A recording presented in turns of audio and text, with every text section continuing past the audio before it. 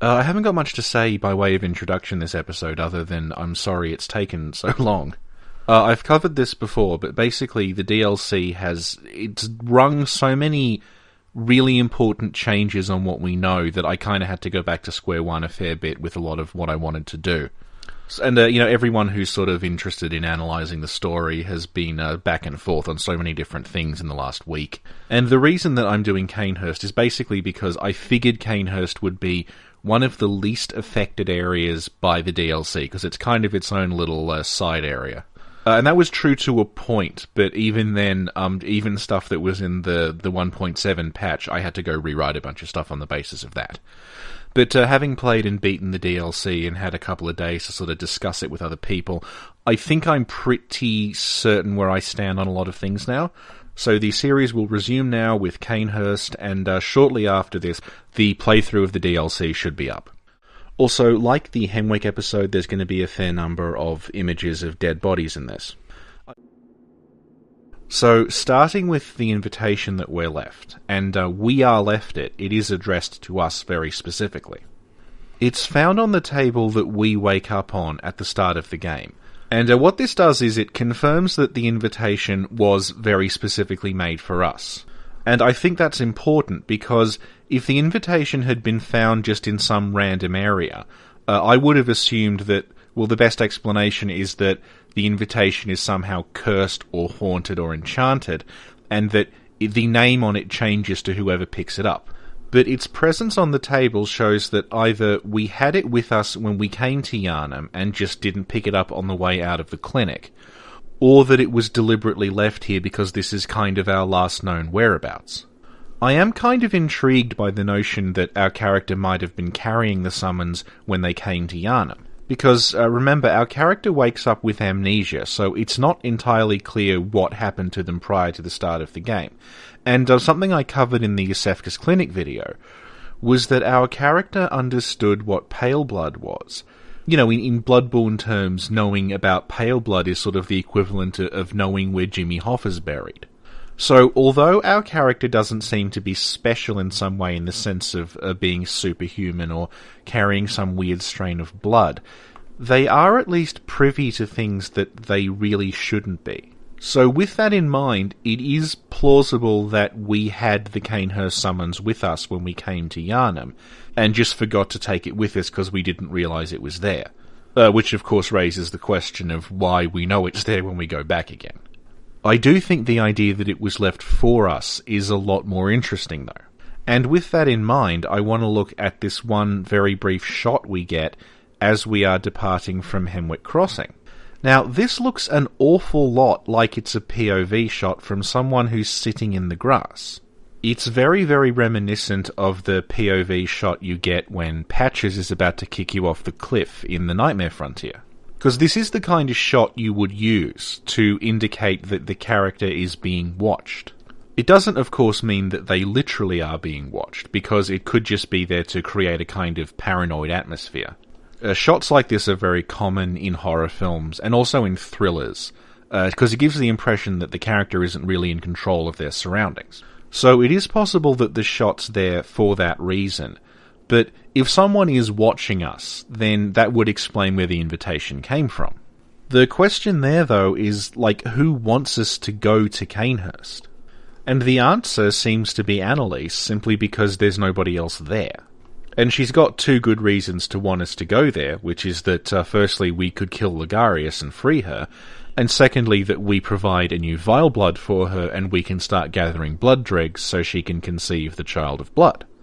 It's also worth noting that Annalise has an unopened Cainhurst summons in her throne room, so it could be that she somehow got wind of us and thought we were a good potential vile blood, and then decided to drop off an invitation at Yosefka's clinic because that was the last place that we'd been seen. Now, Annalise obviously couldn't have done this in person because she's trapped behind Ligarius. But we see, an undead horse and carriage appear to take us to Cainhurst, so the castle does seem to have ways of interacting with the outside world. It could even be that the POV we see is Annalise, and she's able to view events that she's not actually present for. However, On the basis of Alfred's questline, it looks like just the invitation is what matters. You don't need Annalise to approve of you. You don't even need the invitation to be addressed to you. You just need the invitation.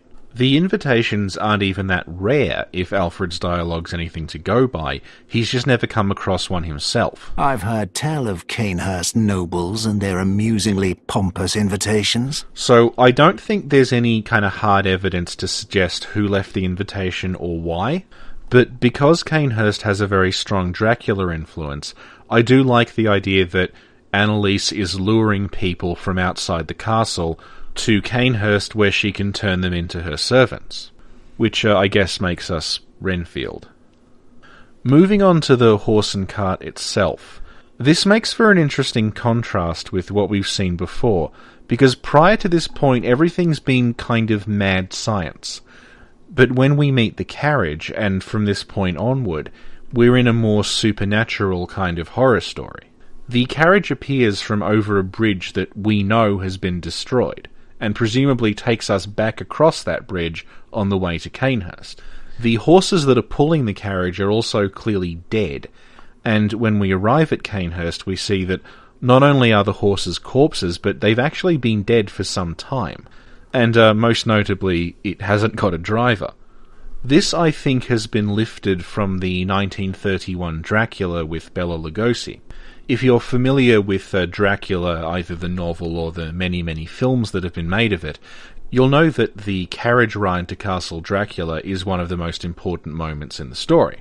And the 1931 Dracula makes the sequence much more overtly supernatural by showing that the driver of the coach is in fact Dracula himself, and that as the carriage is travelling to Castle Dracula, he's actually transformed into a bat and is just flying alongside it. Miyazaki does mention Dracula in some of the interviews that he gave about the making of Bloodborne, and given that most people's knowledge of Dracula comes from cinema rather than the book, it's possible that the driverless carriage sequence did inspire this part of the game. From the entryway we can see that the castle is actually very, very large, and the part we're exploring is a kind of inner courtyard rather than the entire castle itself.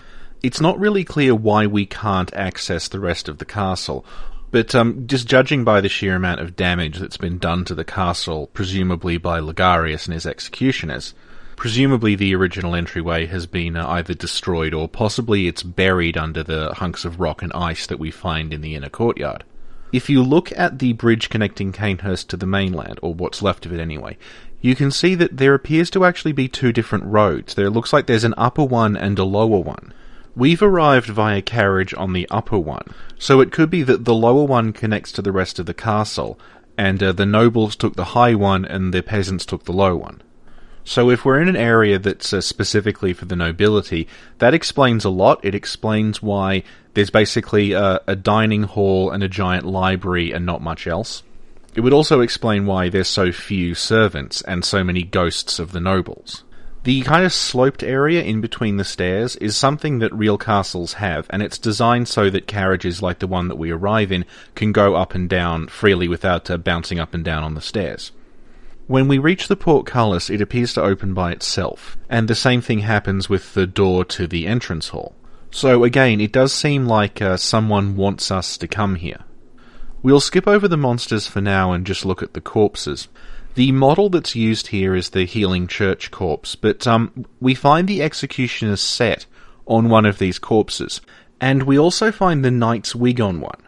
So it looks like what's happened is the game has one corpse model that it's using for both executioner and Cainhurst knight corpses, which means we need to look at items to figure out what corpse belongs to what side.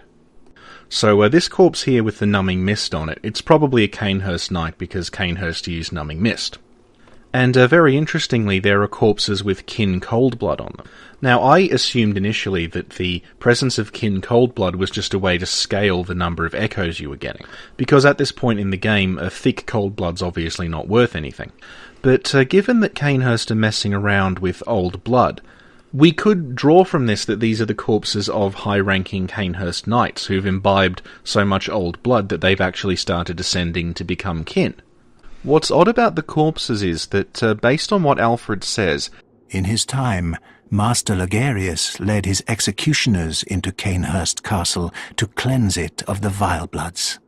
It seems like the sacking of Cainhurst took place a very long time ago. So it's odd that, firstly, there are corpses here at all. They haven't just decayed into bones by now. But also that there's apparently enough fresh blood around them to attract these bloodlickers. This looks like the aftermath of a battle that happened, a couple of days ago. It doesn't look like something from the distant past.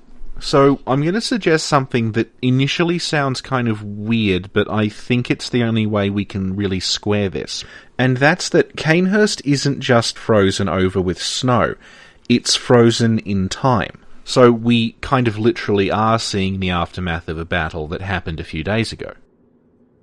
And I'd bring up two pieces of evidence to support this. The first is that when we arrive at Cainhurst and step out of the carriage, the horses are dead. And not only are they dead, but their corpses are covered in snow, and so is the carriage. It's almost like it's frozen over. So it doesn't really make sense that this much snow and ice could have accumulated on the carriage in the brief time it's taken us to step out of it, particularly on the bodies of the horses, which are almost buried. The second piece of evidence I'd bring up is actually the Altar of Despair, because when we use that to revive Annalise, we get a message that very specifically says, time flows in reverse. So it's almost like time flows differently inside Cainhurst than outside of it.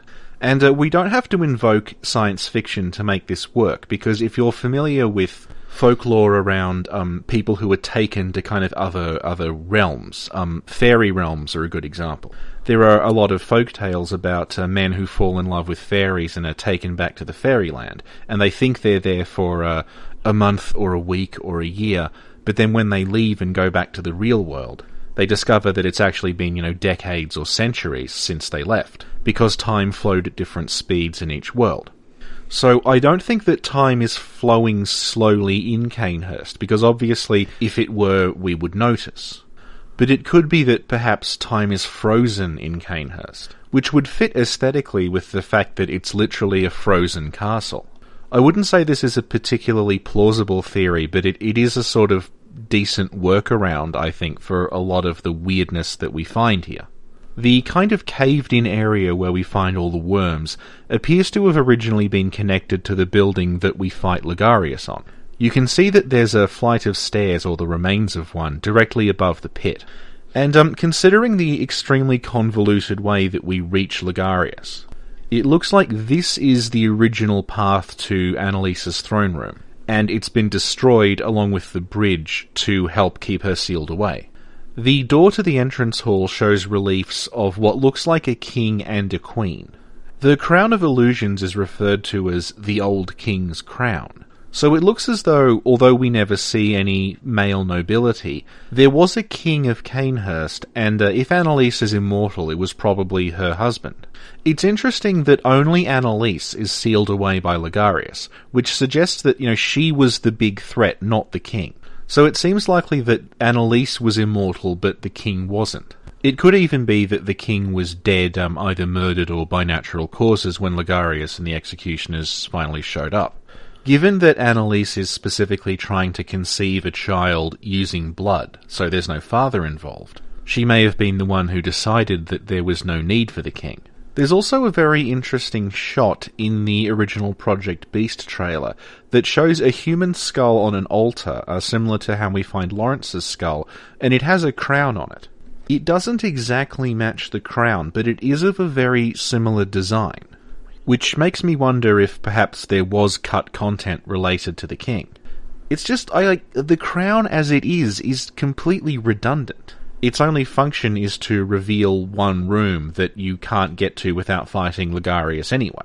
The game could simply have transitioned from you beating Logarius to Annalise's room being revealed.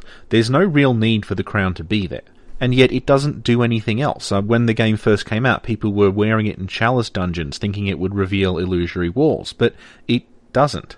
So if the crown had originally been located somewhere else, that would make a kind of sense. Anyway, moving into the entrance hall, we basically just find corpses. The enemies here are interesting, but I'll be covering them later on, so for now I'll skip past the entrance hall and into the dining room. Now, the obvious draw here is the portraits, so I'll cover the rest of the room first.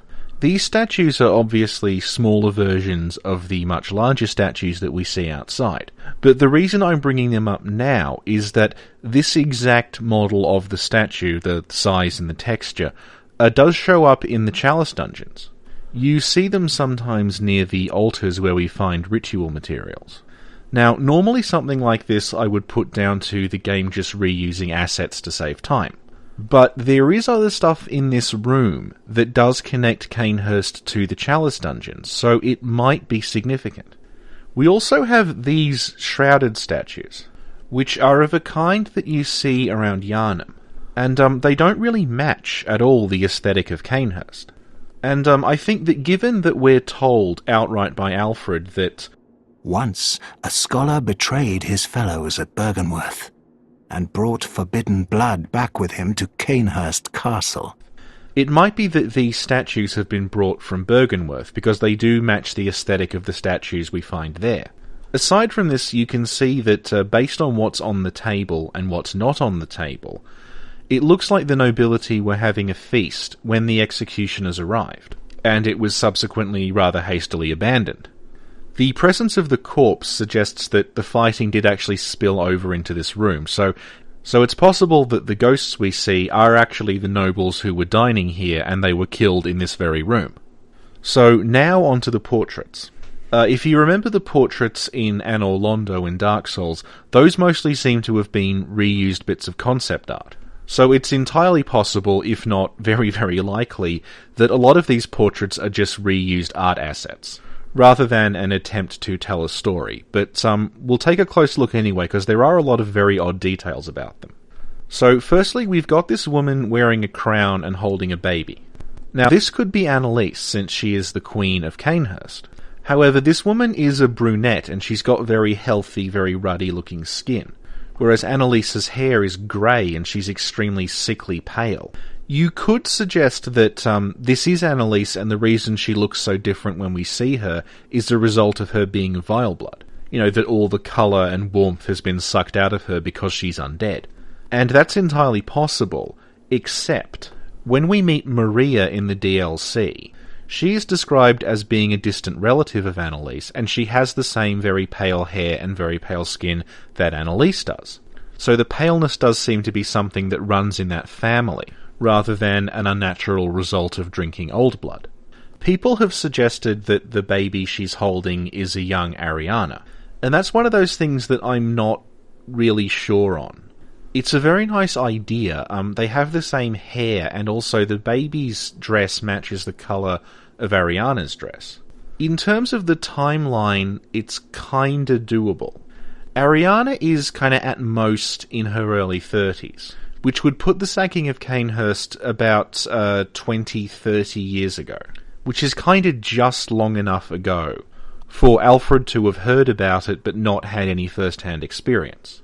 This could also be the Vileblood child that is referenced in the patched-out description of the umbilical cord that we find at the workshop.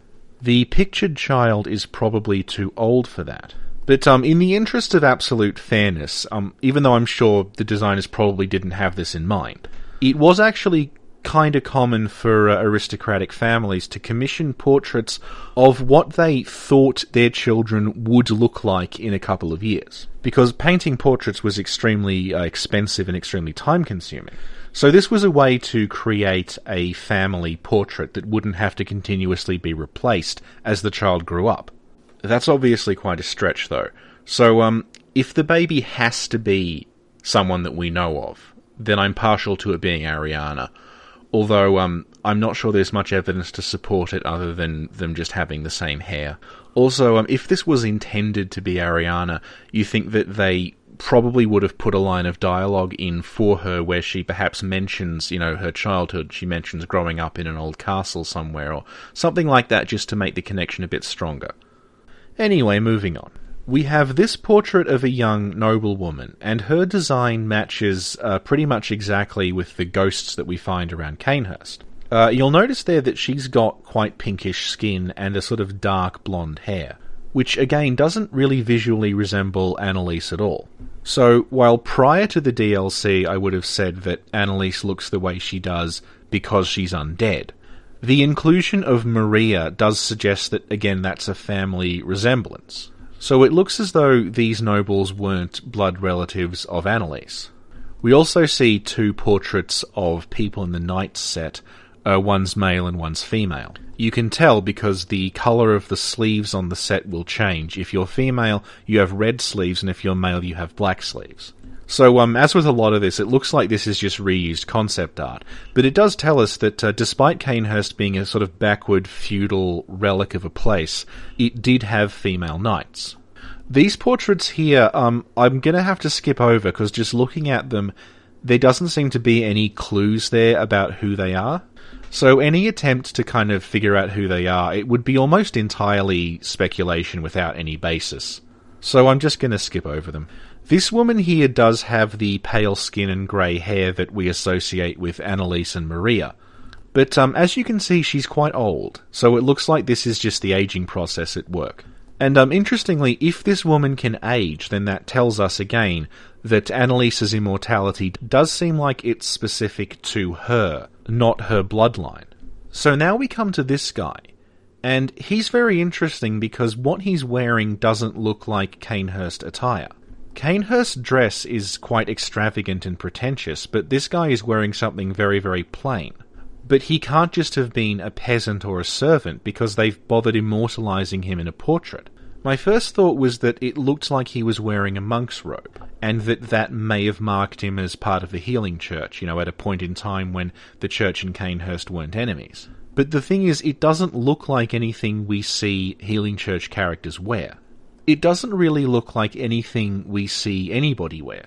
Although the Healing Church uniforms are described as being based on the uniforms worn by the executioners that stormed Cainhurst, so this could be how the church dressed beforehand.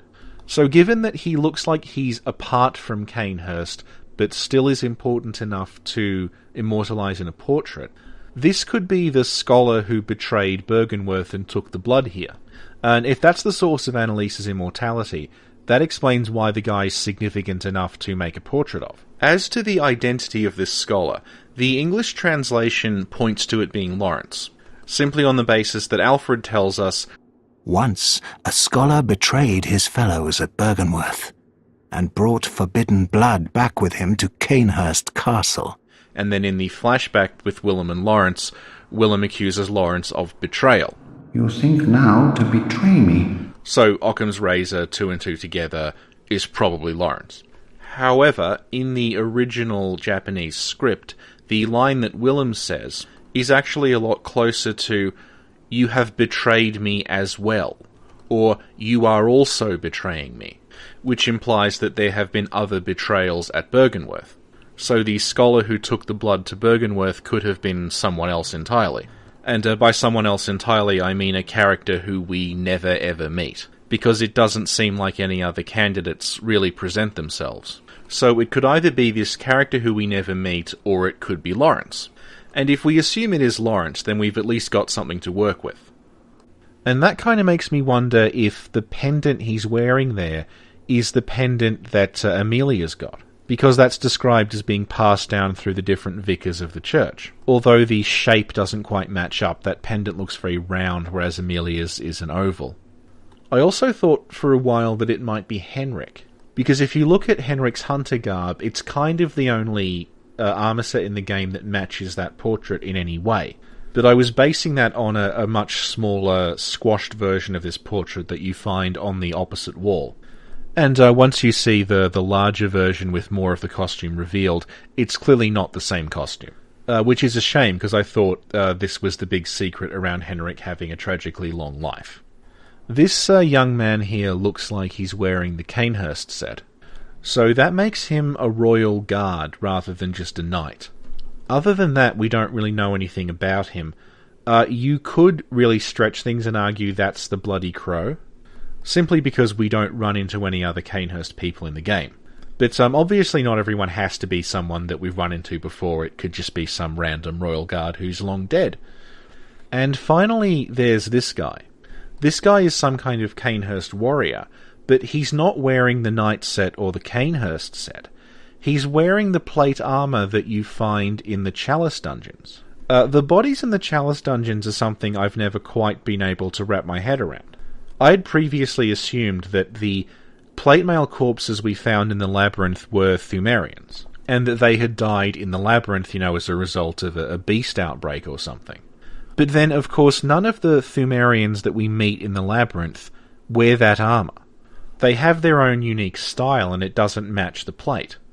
So it looks like Cainhurst Knights may actually have explored the Chalice dungeons, where it looks like they were quite soundly thrashed. And the presence of a Byrgenwerth scholar at Cainhurst does neatly explain how they got there. You could also perhaps say that maybe Cainhurst is so ancient that it may have, if only briefly, coincided with the Pthumerians. The final thing of note about this guy is that, like the portrait of the young woman that looks like it was the concept art for the ghosts, this man looks like he was the model, at least in terms of his hair and facial hair, for the gargoyle monsters that we find around Cainhurst. This is consistent with the description of the writer Palish, which says that the old nobles were long-time imbibers of blood and no strangers to the sanguine plague. So it looks like these gargoyles are the beast forms of Cainhurst nobility, and it's something that Cainhurst has been dealing with for a very, very long time. And depending on your interpretation of the timeline, this puts Cainhurst messing about with blood before what happens in Yharnam, and possibly before what happens in Byrgenwerth. So it could be that's why our scholar took the corrupted blood to Cainhurst, because Cainhurst seem a lot more liberal about using blood. And just quickly before we're done with the portraits, I want to talk about what's not here, and that's the king. Now, granted, any of the male characters here could technically be the king, but none of them have crowns, and we know the king had a crown because that's the crown of illusions.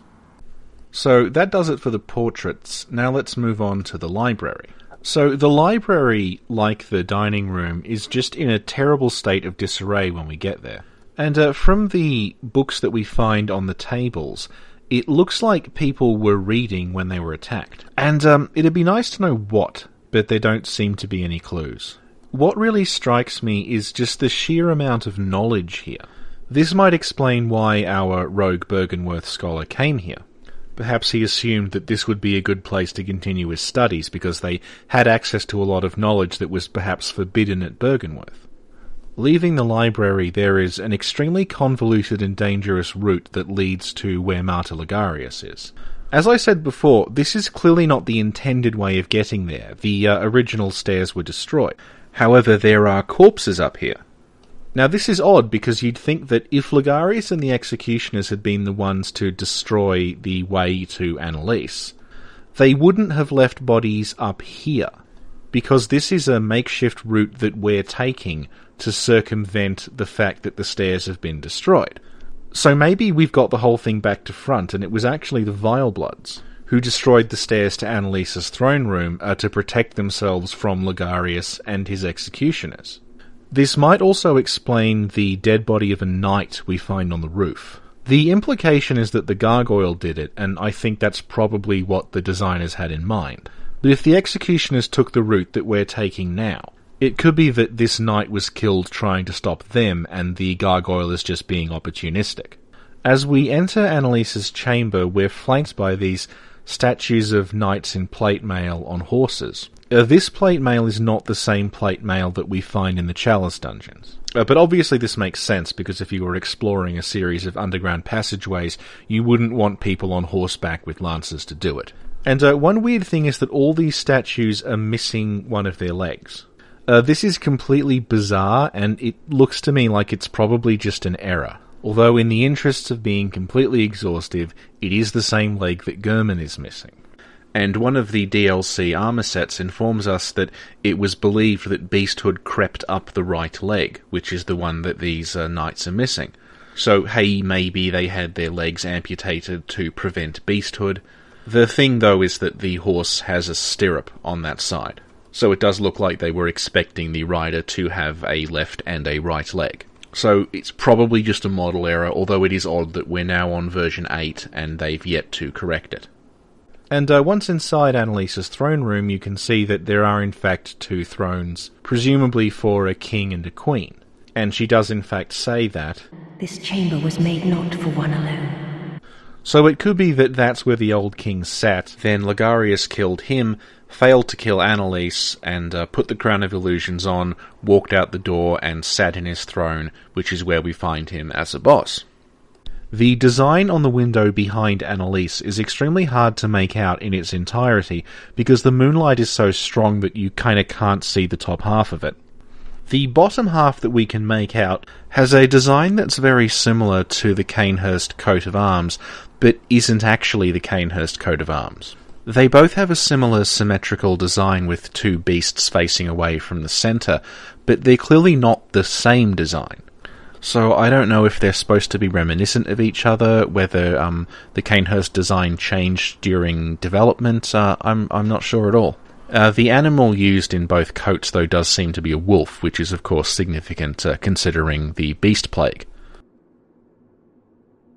So now moving on to what inhabits the castle. I was going to say what lives in the castle, but, you know. These things here are called bloodlickers, and they don't appear to actually be native to Cainhurst. My initial thought upon seeing them was that this was the beast form that Cainhurst hunters eventually take on, because they're so greedy for blood that they swell into these sort of tick, mosquito creatures. However, if you spend enough time in the chalices, you eventually learn that that's where they come from. If you visceral attack a creature in a chalice dungeon, there's a chance that once you leave the room, a bloodlicker will spawn on the pool of blood that the visceral attack created, and will start lapping it up. We also find in the DLC just tons and tons of them congregating around this river of blood that they're all drinking from. So it seems more like they were drawn to Cainhurst because the carnage that ensued between the executioners and the Vilebloods just left so much blood all over the castle. It's also interesting that the way that they get blood is to lick it up with their very, very long tongues. Most beasts that want blood get it by just biting into you. Bloodlickers don't do that, so they seem to be separate from beasts. As to how they got here, I've brought up a couple of things that suggest Cainhurst did have access to the chalice dungeons. So it could be that they came out of the chalices just drawn here by the stench of blood, using whatever method it was that allowed the Cainhurst people to come and go from the chalice dungeons. It could actually be that that's what's at the bottom of that caved-in area, and that's why it was caved in. In terms of what a bloodlicker is, it looks like a fusion of some real-world creatures and some mythical Japanese ones. The real-world inspirations seem to be the flea and the tick. Both creatures obviously feed off blood. The flea has the very strong hind legs that it uses to leap, in the same way that the bloodlicker leaps on us. And the tick seems to have inspired the way that after having too much blood, the bloodlickers swell to the point where they can't actually move, which is something that happens to ticks. The mythical inspirations are a lot more interesting. The first inspiration I'd posit would be a Japanese monster called the Akaname. This comparison was first brought up by someone on one of Aegon of Astora's Let's Talk Lore videos, and unfortunately I've forgotten who it was and what video it was. I'm really sorry about that, but I'll see if I can put something in the comments to correct that. The Akaname is a creature with a very long tongue that licks filth off the floors of bathrooms. So it has the same tongue, and the reference to filth is going to be important later on, so I'll leave this for now. The other inspiration, I think, is probably the Gaki, which you might know as the Hungry Ghosts. A Gaki is something that you're reincarnated as if you're not quite bad enough to go to hell, but not quite good enough to be reincarnated as an animal. So it's not the worst, but it's not ideal. And Gaki are basically cursed with eternal hunger. No matter what they eat, they will never be satiated, they'll always be starving. So their two key features are, firstly, a very large distended abdomen, which the bloodlickers have, and also that a Gaki will stop and eat pretty much anything it can find because it's always starving. And one of the common images you'll see of a Gaki is it down on all fours, licking up something that's like blood or excrement or just anything it can get its hands on. So that image of like the skeletal creature with the huge distended abdomen on all fours just licking up whatever it can find on the ground, that makes me think a lot of the Bloodlickers. So I don't think the Bloodlicker has a single source of inspiration, I think it's a combination of these four things. According to the guide, these ghosts here are called bound widows. And you can see that they are in fact bound, they have their hands stuck together and a blindfold on. They also wear the Cainhurst noble dress, and they match exactly that portrait you can see in the dining room. So it's safe to conclude that these were the noble women of Cainhurst. All the widows have their throats cut, and some of them are capable of removing their heads entirely. So it looks like, on the basis of their visual design, that they were executed. And that's something that we kind of need to pause to consider. The way that they're blindfolded and bound and have been beheaded says that this was a very methodical process of execution. They weren't just killed in the fighting. So it looks like the battle that happened in the castle was between the executioners and the Cainhurst Knights and Annalise's Royal Guard. Then, once the actual fighting was over with, the nobility were systematically rounded up, bound, and executed. What's odd, though, is that the weapon that's associated with the executioners is Ligarius's wheel, which is a blunt, crushing weapon. It's not something that you could behead someone with. Also, the wheel seems very specifically like it was designed to deal with an immortal like Annalise, where a conventional method of execution wouldn't actually kill them. So rather than trying to kill them, you focus on disabling their body so they can't attack you. And Alfred basically says as much. What good's your immortality now? Try stirring up trouble in this sorry state. All mangled and twisted, with every inside on the outside for all the world to see. So it looks like at this point the executioners might have been using axes. This is backed up firstly by the executioner enemies that we can run into, who, if they do a successful grab attack on you, will slit your throat with an axe. And secondly, the description of the hunter axe suggests that it's chosen by hunters who want to play the role of the executioner. Also, Ligarius, the leader of the executioners, whose name is attached to the wheel itself, doesn't use a wheel either. He uses a scythe, which, again, you could behead someone with, which I think a lot of us have personal experience with. So the nature of the wheel is very, very confusing. There is, of course, a real-world reason why executioners would carry a wheel around. Because wheels were used to execute people in the Middle Ages. Not in quite the same way, but they were used. This form of execution is also the inspiration behind the bone wheel skeleton. So now you know the origin story of your favourite enemy. It's almost tempting to suggest that the wheel was made after Ligarius's time and named in his honour, which would explain why he doesn't just pulp Annalise in the same way that Alfred does. However, the description of the wheel in both Japanese and English does specify that it's completely covered in blood from being used to slaughter so many Vilebloods. So wheels do seem like they were used in the attack on Cainhurst. The answer might actually lie in the way that these spectres are called bound widows, which implies that they've lost their spouses. So it could be that the wheels were used to kill Annalise's personal guard, which actually works very well mechanically because the Cainhurst set is extremely strong to everything except blunt. And then when that was over, the widows of the Royal Guard were lined up and executed. Although this doesn't explain why no one thought of crushing Annalise. This would also explain why we run into the spirits of the widows but not the Royal Guard, because the spirits of the Royal Guard are the ones bound to the wheel, while the spirits of the widows are bound to the castle. Moving on, we have these gargoyle creatures who are referred to as the Lost Sons of Antiquity. These seem to be the beast forms of the Cainhurst people. They have very long canine teeth like a beast does. They also have milky eyes which match the effects of the scourge, and they have a scream attack that's very similar to the beast roar. They will also bite into you and start sucking blood out if they successfully execute a grab attack, which is something that a lot of beast enemies do. And their blood is red, so if they were actually made of stone, you would expect them to give off sort of an odd particle effect like the bound widows do. The hair and facial hair that we see on the Lost Sons also matches the portraits we see in the dining room. And obviously they wouldn't be able to keep the hair this way themselves, they don't even have hands. So it does look like these were people and they transformed into these creatures. There's also this interesting little scene on the roof where a lost son of antiquity is feeding on a corpse that's got the knight's wig, so presumably that was a knight. And we know from the description of the writer Palish that the disposal of beasts was a discreet task left to their servants, or knights, as they were called for the sake of appearances. So it looks like the job of the knights was to control specifically these beasts, because we don't see any other beasts in Cainhurst. This lost son also has glowing red eyes, which is something that beasts seem to get when they fed on blood. You can see it in Old Yarnham, where these little beast things that Gilbert eventually turns into have normal-looking eyes, except for the ones in the cathedral that are worshipping the blood-starved beast, and possibly partaking in communion of that ritual blood. They all have glowing red eyes. So this seems to be the same thing, where the lost sons are feeding on blood and it's driving them into a kind of frenzy. Although what's really odd is that the game itself doesn't consider the lost sons to be beasts.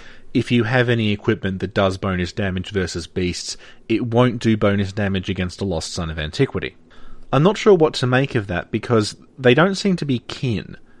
They don't seem to be people, and they're not stone either, because they do bleed red blood. So despite that, I think it's probably fair to say that these are the beasts of Cainhurst.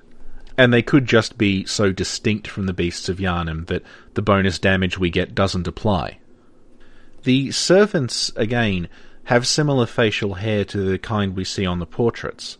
The faces are very similar to the Lost Sons of Antiquity, although they lack the extended canine teeth.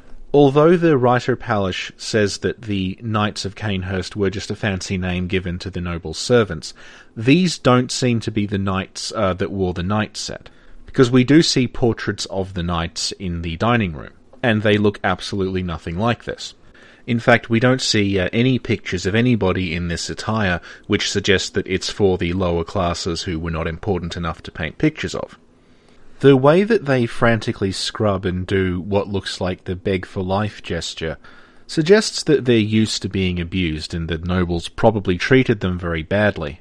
A few of them also seem to be positioned in such a way that it looks like they're actually frightened of or bowing to the statues. So they might still be frightened of their old masters even though they're gone. The servants are split between ones who use rapiers and ones who use their canes as a blowgun. The blowgun fires these darts at you, and if you can get a good enough look at one before it vanishes, they kind of look like quicksilver bullets. The actual nature of the projectile isn't actually explained in the game, but once it hits you, it causes the corruption rune to appear on the back of your neck.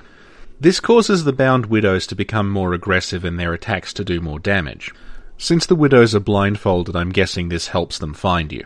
Given that the corruption rune represents Cainhurst blood, and that quicksilver bullets are actually a fusion of quicksilver and the hunter's own blood, it could be that the darts are partially impregnated with Cainhurst blood, so that when they hit us we get the Cainhurst blood corruption rune. Moving on to Ligarius, he appears to have willingly sacrificed himself to stop people from reaching Annalise. He's actually very similar to Maria from the DLC, who appears to have also committed suicide to try to stop people from reaching the fishing hamlet. Ligarius is obviously in much worse shape than her, though, and he looks weirdly like he's mummified, which you would expect from a corpse if it was left in a freezing environment for a very long time.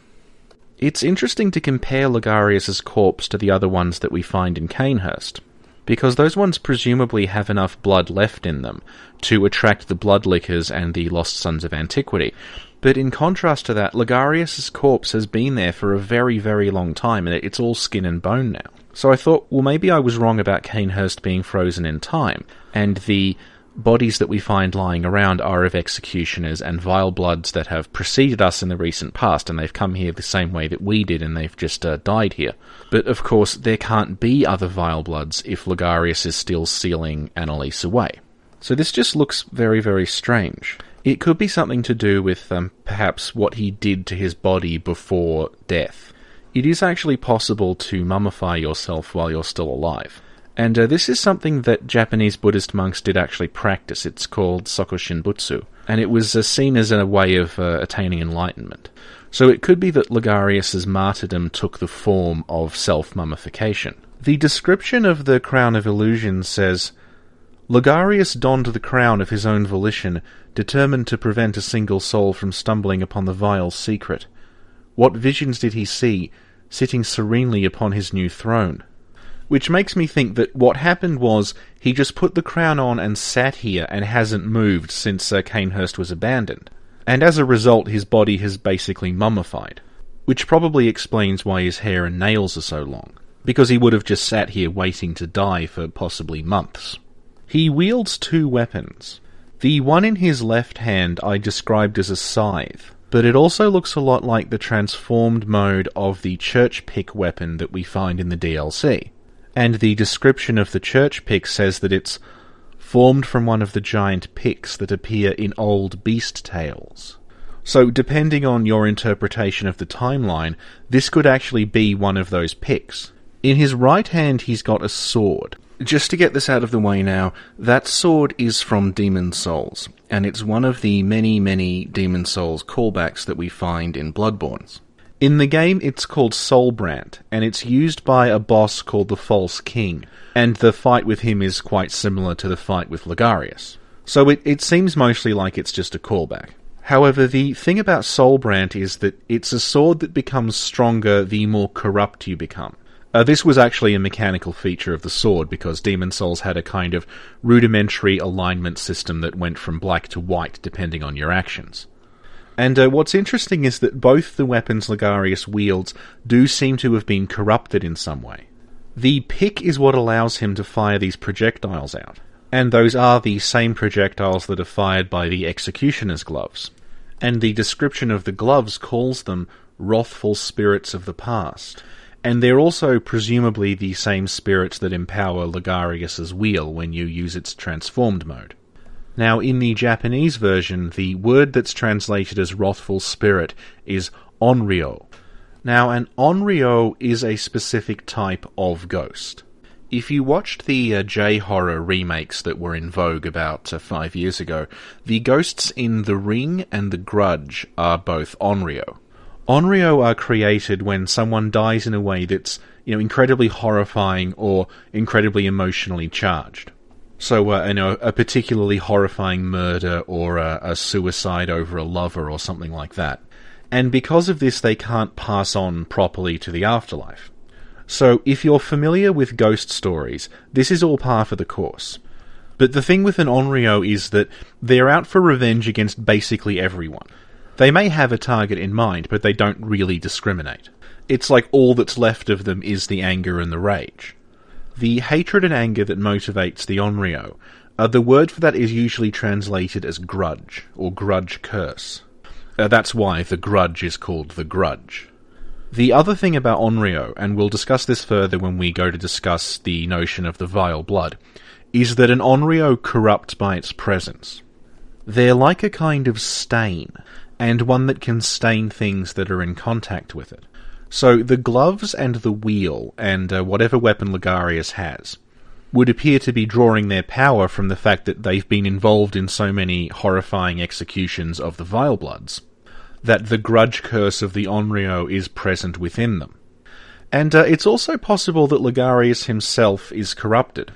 It's certainly true that Logarius was trying to keep people away from Annalise by adopting the crown and sitting in the throne, but at this point he's probably long dead.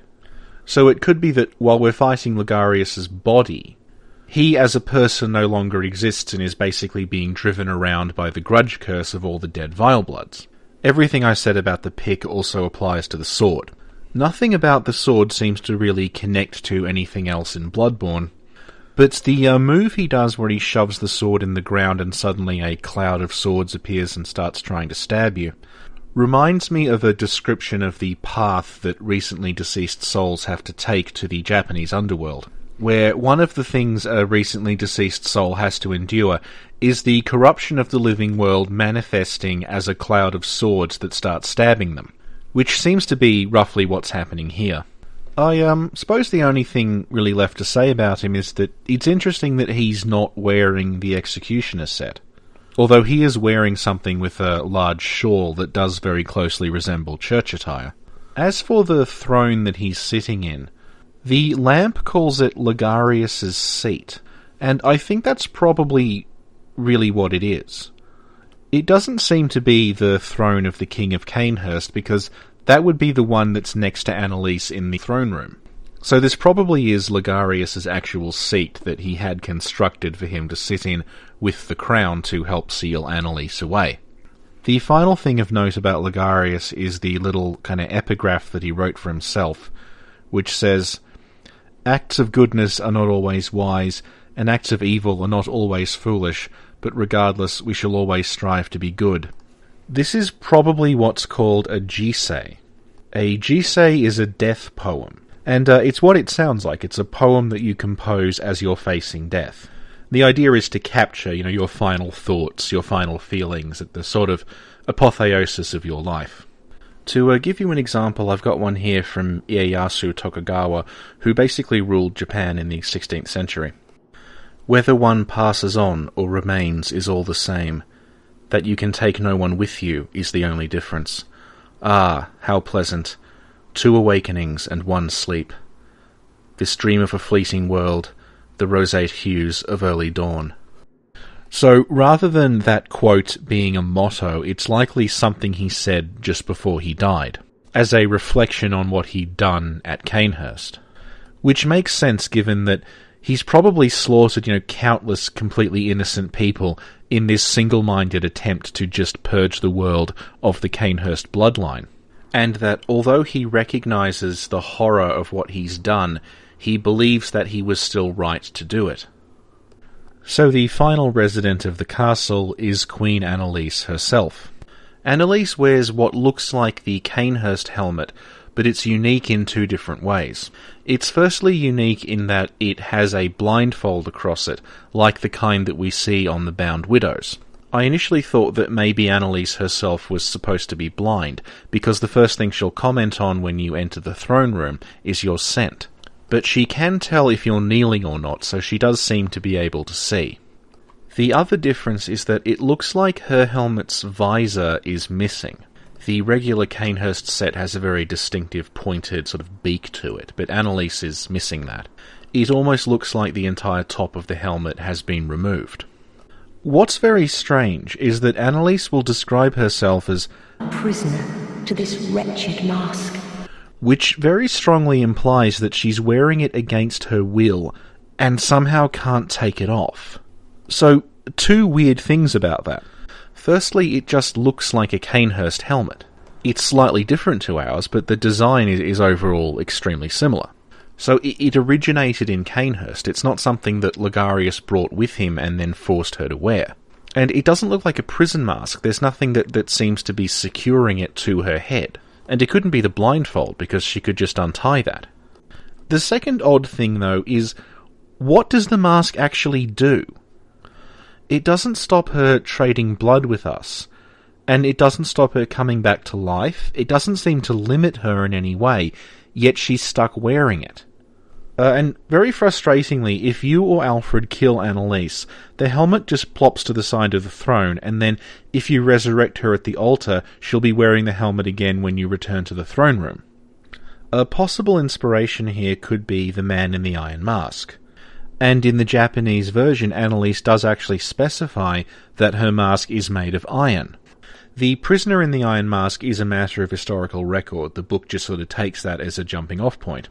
The events of the book are about 200 years too early to qualify as Victorian, so it doesn't really fit with the aesthetic that Bloodborne's got going. But then, most of Cainhurst doesn't. Cainhurst is obviously evocative of a much earlier historical period, sort of toward the end of feudalism.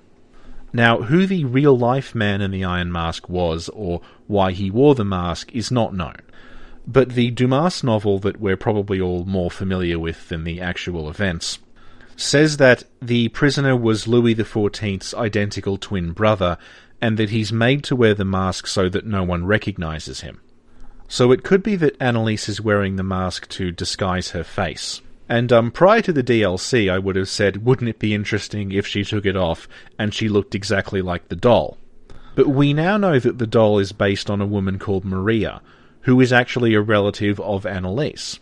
So it could be that there's a family resemblance between Annalise and Maria that someone is trying to hide, for whose sake I'm not sure. It could also be there to disguise that Annalise is Pthumerian. She has the pale skin and the white hair of the Pthumerians.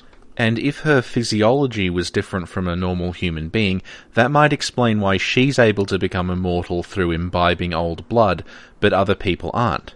We also know from the Yharnam stone that Queen Yharnam, a Pthumerian, also can't ever really die. She just comes back, her consciousness survives. And there are other little links you can find between Annalise and Yharnam. We know from the chalice descriptions that the Pthumerians were specifically a matriarchal society, and Annalise, while there's evidence that Cainhurst did have a king at one point, does act like she runs Cainhurst. There's also something odd in the Blood Rapture rune. The first Blood Rapture rune we get from the Shadows of Yharnam, and the second we get by defeating the Bloody Crow. And both runes have the same name in the same description, which is, "This rune resonates with servants of the Queen, carrier of the Child of Blood, who yearn for their Queen's blood with little hope of requitement." And the thing is, that can refer to either Yharnam or Annalise. And we don't know, because the Shadows of Yharnam serve Yharnam, and the Bloody Crow serves Annalise. So it's almost like Yharnam and Annalise are the same person, not literally, but they are both undead queens searching for blood, trying to have children. So perhaps Annalise is a descendant of Yharnam and looks like her under that mask, and then each subsequent generation looks slightly more human.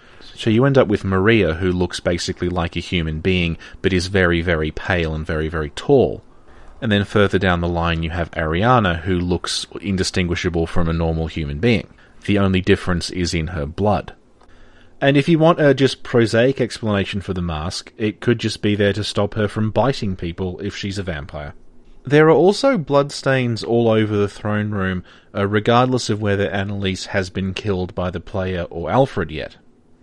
There are smaller ones on the ground and then a much larger one in between the two thrones. It's not clear whose blood this is or where it came from. The blood in front of the thrones is probably that of her royal guards who died trying to defend her, and the blood next to the throne is probably hers. And there were repeated attempts to execute her, but she kept coming back because she's immortal. And that's why Ligarius ultimately decided that the best way to deal with her was to seal her away. The odd thing, though, is that if the player kills Annalise, she falls forward, but she doesn't line up with the bloodstain. I'm not sure what to make of this. I don't know if it's significant or not. But if they did want you to associate a previous attempt on Annalise's life with that bloodstain, they could easily have had her fall on top of it. So it's one of those little frustrating things about the game where it doesn't look like we get a clear answer either way. It could also be the blood of the King of Cainhurst, based on the fact that it's between the two thrones. So it could be that Ligarius killed the king in the throne room, and that's how he acquired the Crown of Illusions. And finally we have the Ring of Betrothal dialogue, which, regardless of what we do, when we do it, what kind of character we are, it never gets us anywhere. And this combined with the way that we can offer as many blood dregs as we want, but we don't get any tangible rewards after the first one, except for a leaderboard, is extremely suggestive of cut content. The ring is, like the Crown of Illusions, an item that exists in the game but doesn't seem to serve any kind of mechanical purpose. And there's also this odd contradiction in Annalise, where she will say that "This chamber was made not for one alone," which implies she is looking for another king or possibly queen. And then we have a ring that allows us to propose to her, but it will never get us anywhere. And also, the way that we find the ring is that it's just in a chest in a root chalice dungeon. So it's not like the Yharnam stone, where the Yharnam stone is effectively useless but does at least prove that you've beaten the optional boss of the game. So it does feel like the ring was designed with a more important function in mind, and that was cut later on.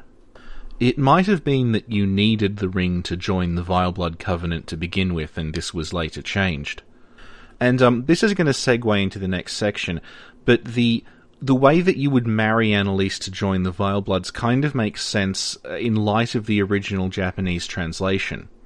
which doesn't actually call them vile bloods, it just basically calls them the Cainhurst bloodline. And of course, if you want to join a bloodline, one way to do that is to marry into it. It could have been something like you marry into the Cainhurst bloodline after you've given Annalise a certain number of blood dregs, as a kind of capstone to the Covenant. But yeah, I thought the DLC might explain this, and it didn't. But yeah, it feels like it's one of those things that we might get a clear answer on when the game is hacked and decrypted, and we start seeing the cut content that's still on the disc, but not before. So, just to wrap up, because this has gone on for much, much longer than I anticipated it would, I'm going to discuss Vile Blood and Blood Dregs and the Cainhurst bloodline, because it's something that the nuance of was kind of lost in translation. When you join the Vile Bloods, what you're joining is not a group of vampires who call themselves the Vile Bloods because it sounds creepy. You are becoming part of Annalise's family by sharing in her blood. The word used is ketsuzoku. This means blood relative, but a better translation would actually be kin, which obviously wouldn't work given that there's already a group in the game called kin. So wherever you see, the Vile Blood register or Annalise calling herself Queen of the Vile Bloods, they're actually just referring to the blood family, the blood relatives. The name Vile Blood comes from the fact that the bloodline that you're becoming a part of is described as corrupted. So basically what's happening with Annalise is you're being blood ministered again, only this time it's into the Cainhurst blood rather than the Yharnam blood. The Japanese word that becomes things like vile, corrupt, and filth is kegare. So things like filth, vile, defiled, corrupt, these are all reasonable translations for kegare, but the term is broader and more nuanced than just saying filth. Kegare is a state of spiritual uncleanliness, but the important thing to stress is it's not sin. It's nothing to do with your moral standing as a person. It's a spiritual impurity that you pick up by being in contact with other things that are impure. And that impurity is caused by natural things. Examples from Souls games that you're probably familiar with would be places like Blighttown or the Valley of Defilement or Shulver the Sunken City. These are sources of kegare because they're full of things like excrement and dead bodies and blood and poison, and in the case of the Valley of Defilement, it's very specifically a place where women would get rid of aborted fetuses. And those places are defiled and squalid and awful, not just on a physical level, but on a spiritual level. And the only way to get rid of kegare is to purify yourself through specific purification rituals, which is why you have characters like Quellan and Estrella, who have gone to these areas to try and purify them. So the motive behind the Executioners and Ligarius killing the Vile Bloods isn't that they have a weird problem with vampires, it's that they're trying to get rid of the sources of kegare, which is why Alfred kind of starts freaking out about the Vile Bloods. The Vile Bloods are fiendish creatures who threaten the purity of the Church's blood healing. Not because they pose a physical threat, but because their blood could potentially contaminate the Church's blood with kegare.